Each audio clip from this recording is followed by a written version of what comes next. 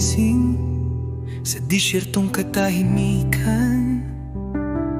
Laging tanong sa sarili, kailan ba ako makakauwi dyan? Araw-araw, trabaho, init ng araw, walang sawa. Pangarap ang tanging sandigan, pamilya ang dahilan kung bakit ako nandito pa. Sa bawat padala, pawis ang puhunan.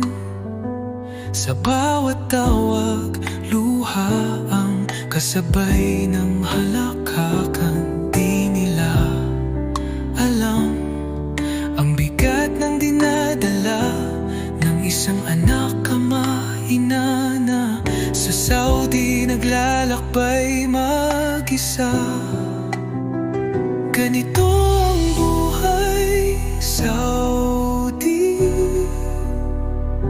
Malayo sa pamilya, malapit sa lungkot, gabi-gabi. Ngunit sa puso ko, sila ang lakas ko.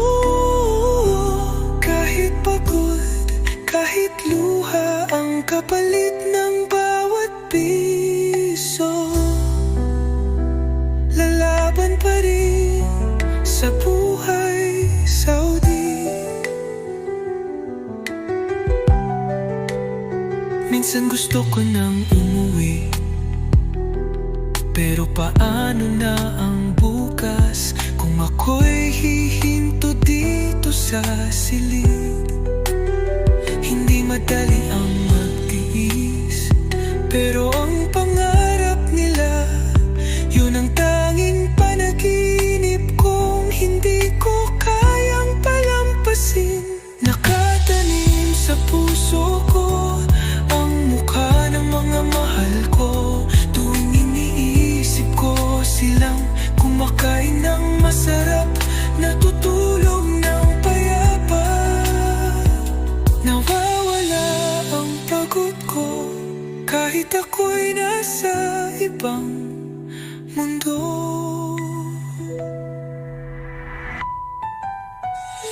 Ganito ang buhay, Saudi.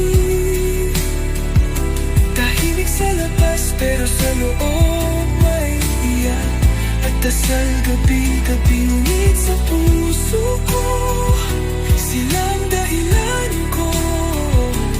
Kahit ilang taon pa ang lumipas, para sa kanila ang sakripisyo hanggang makauwi mula sa buhay,